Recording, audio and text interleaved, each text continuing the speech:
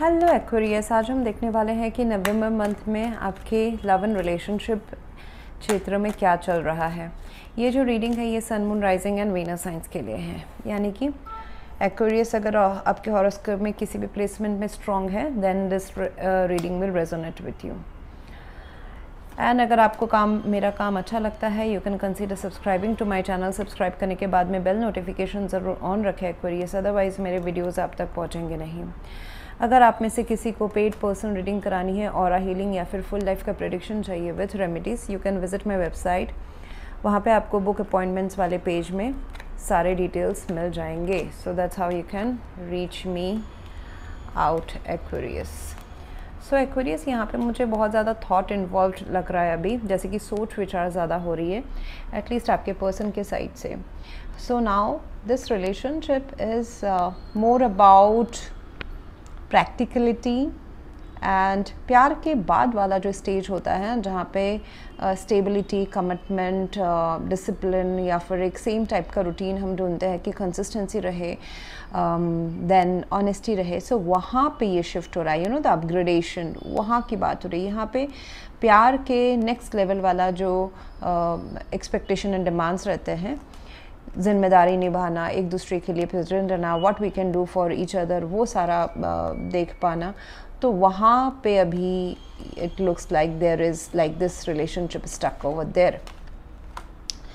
So definitely there is love, and love के बाद वाला जो पड़ाव है कि मैरिज हो सकता है, कमिटमेंट हो सकता है, ट्रांसपेरेंसी हो सकता है, या फिर यू नो जैसे कि it can be as simple as कि एक दूसरे के लिए प्रेजेंट रहना, कमिटेड रहना, एक कंसिस्टेंट लव प्रोसेस फॉलो करना, एक दूसरे का टेक केयर करना, ड्यूटीज़ रिस्पॉन्सिबिलिटीज़ जो है इस रिश्ते की वो निभा पाना, एंड मनी या फिर फाइनेंशियल मैटर या फिर फैमिली मैटर्स या फिर ट्रेडिशनल थिंग्स आ सकते हैं आप दोनों के बीच में।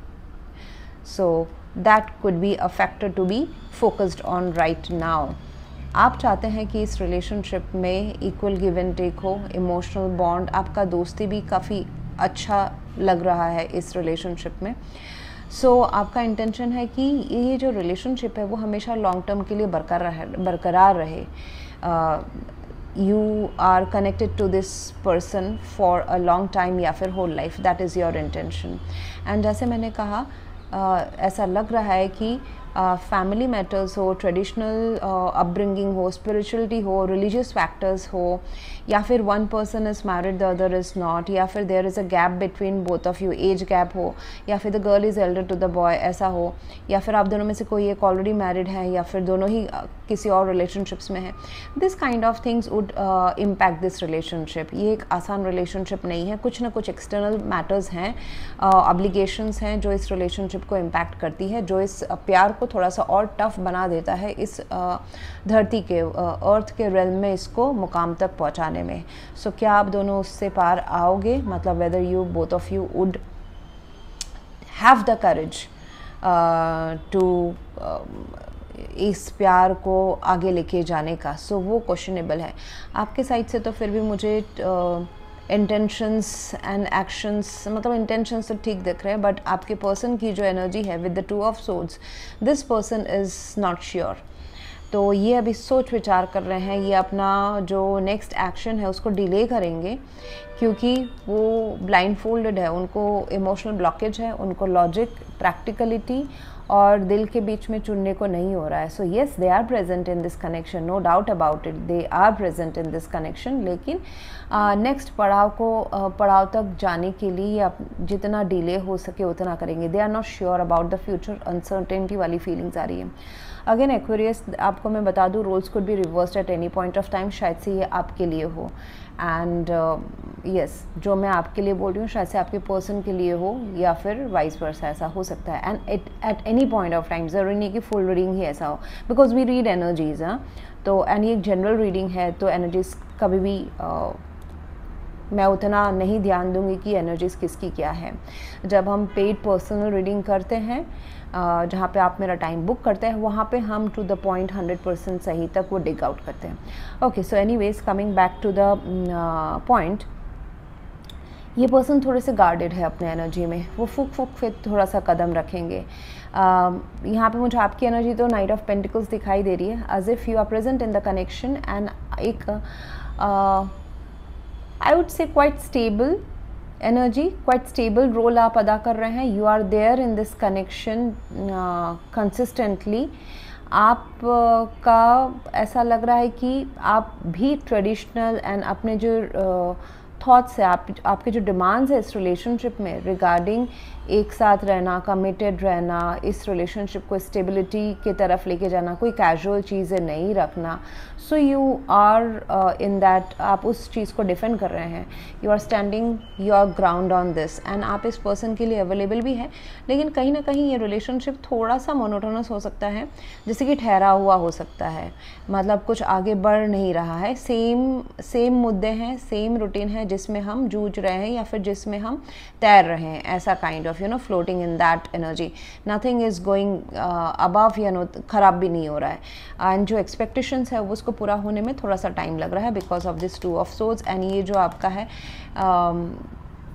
आप भी काफ़ी पॉजिटिव एंड जो स्ट्रेंथ है आपने भी इस पर्सन को काफ़ी नापा है. Then you feel that yes this relationship can be taken forward, मतलब ये पर्सन ठीक है. आपने भी अपना दिमाग काफ़ी इस्तेमाल किया है एंड इसके बावजूद कि हर्डल्स है, एक्सटर्नल वर्ल्ड के ऑब्लिगेशंस, कठिनाइयाँ हैं, स्टिल आप फील करते हैं कि कहीं ना कहीं ये बॉन्ड जो है वो यूनिवर्स इसको सपोर्ट कर रहा है. एंड ये एक सोल कनेक्शन जैसा आपको महसूस होता है. एंड ये सही भी है. इनफाइनाइट साइन से एंजल आप दोनों को पकड़े हुए हैं. तो अगर आप दोनों चाहे भी इस रिलेशनशिप से दूर होना, वर्ल्ड के किसी भी कोने में आप दोनों हो, डिस्टेंस अगर रहता है, तो भी both of you will feel the longing to be together. 10 of pentacles अभी करंट म्यूचुअल एनर्जी है.